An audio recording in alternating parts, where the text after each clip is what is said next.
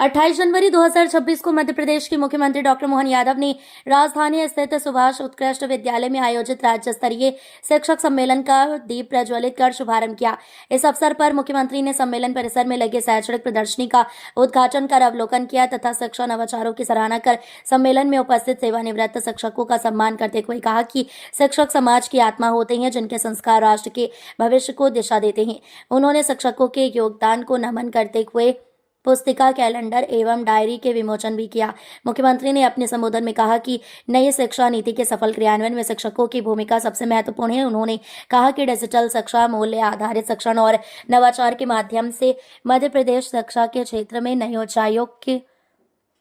ऊंचाइयों को छू रहा है। मुख्यमंत्री ने शिक्षकों से आह्वान किया कि वे बच्चों में संविधान, नैतिकता, राष्ट्र प्रेम और नवाचार की भावना विकसित करें। उन्होंने कहा कि सरकार शिक्षकों के प्रशिक्षण, सम्मान और सुविधाओं के लिए निरंतर कार्य कर रही है। सम्मान एवं सहभागिता कार्यक्रम में मुख्यमंत्री ने उपस्थित शिक्षकों एवं जनप्रतिनिधियों को सम्मानित भी किया।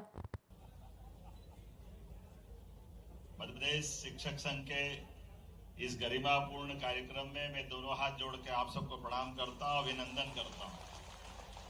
मंच पर विराजमान वास्तव में ये कार्यक्रम बड़ा अद्भुत है। एक तरफ शिक्षक संघ के अखिल भारतीय पदाधिकारी से लगा करके प्रदेश बॉडी के भी पदाधिकारी हैं और हमारे स्कूली जीवन के चाहे शिक्षा मंत्री हो या हम हैं, सबको पढ़ाने वाले गुरुवर को भी यहाँ विराजमान किया। आपका वाकई अद्भुत कार्यक्रम है, मैं आपको प्रणाम करता हूँ। इस मंच पर मौजूद माननीय शिक्षा मंत्री राव उदय प्रताप सिंह जी, यहाँ सम्मानित हुए सभी शिक्षक वृंद, मैडम पाल भी यहाँ मौजूद है और सारे के सारे व्यास जी से लेकर के एक बार पूरे मंच का अभिनंदन कर दे। मैं सबको प्रणाम कर रहा हूं। सच में कुछ कार्यक्रम ऐसे होते हैं जिनके लिए शब्द से ज्यादा मन के भाव से भावना व्यक्त होती है और आनंद आता है। ऐसे कुछ कार्यक्रम में से आज का कार्यक्रम भी राजनीतिक दृष्टि से, सरकार के दायित्व के कारण से कई कार्यक्रमों में जाने का मौका मिलता है और कई कार्यक्रमों में अपनी बात भी रखते हैं। लेकिन जहां मैं मन से बात रखूंगा, दिल से बात रखूंगा, ये पक्का वो मंच है जहां हमको अच्छा लग रहा है। आप सबके लिए आप सबको प्रणाम करता हूं। आपके माध्यम से कई सारे ऐसे प्रस्तर से निकली हुई प्रतिमाएं अलग अलग स्थान पर अलग अलग प्रकार से अपनी भूमिकाएं अदा कर रही और वो यशस्वी प्रधानमंत्री के नेतृत्व में अब तो और आनंद है। लेकिन आज नहीं, आदिकाल से भारत की पहचान दुनिया में अगर किसी कारण से है तो हमारे देश की शिक्षा व्यवस्था और शिक्षकों की भूमिका के कारण से सदैव सनातन संस्कृति हमको विश्व गौरव का इस मान सम्मान की तरफ भी ले जाती है और सच्चे अर्थों में मानवता के मूल गुणों को दुनिया के सामने प्रकट करने के लिए अनादिकाल से भारत की अपनी पहचान रहती आई है।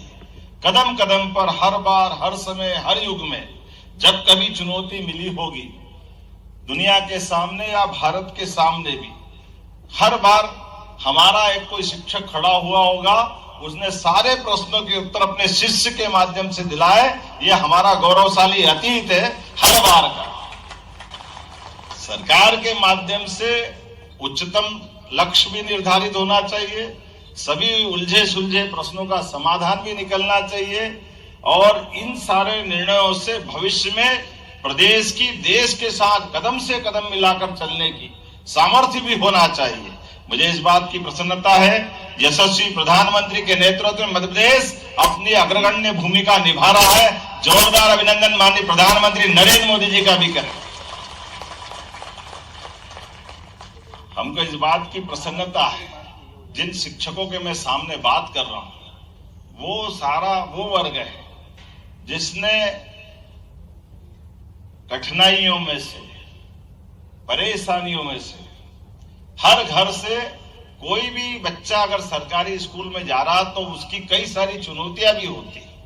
उन चुनौतियों में से उस बच्चे की चुनौती का समाधान करते हुए उसकी जितनी आगे बढ़ने की क्षमता, उसको आशीष दे करके ये हमारे शासकीय शिक्षकों के माध्यम से चलने वाले विद्यालयों ने नरेंद्र मोदी भी बनाया, राव उदय प्रताप सिंह जी भी बनाया और हमारे जैसे एक विद्यार्थी का नंबर भी यहाँ तक लगा दिया। मैं आप सबको प्रणाम करता हूं, आपका अभिनंदन करता हूं। सरकारी विद्यालयों के माध्यम से जिस प्रकार का आपने एक तरह से एक विद्यार्थी को अलग अलग प्रकार से गढ़ा है, वाकई वो अद्भुत है। और इसीलिए एक नहीं कई उदाहरण है। वो सच्चे अर्थों में लोकतांत्रिक व्यवस्था का यही सबसे अच्छा पक्ष। हमारे विद्यालय ऐसे ही समृद्ध भूमिका निभाते रहे। मेरी अपनी ओर से अब आप बताइए, 22,000 से ज्यादा शिक्षकों का युक्तियुक्तकरण बहुत सरलता से हो गया और पता भी नहीं चला। ये तो कमाल ही हो गया। कितने अच्छे से हुआ। बड़ा कठिन भी चुनौती का काम था नई शिक्षा नीति लागू करने में। आप 5 अग्रगण्य राज्यों में से मध्य प्रदेश को उस स्थान तक लिया है और सब प्रकार की डिजिटल कक्षाएं, नई शिक्षा नीति, कितने प्रकार से स्किल ट्रेनिंग, व्यावसायिक प्रशिक्षण, ऐसे में कई प्रकार के योगदानों के साथ जब महंगाई भत्ते की बात आई, 1.5 लाख लोगों को लाभ मिला।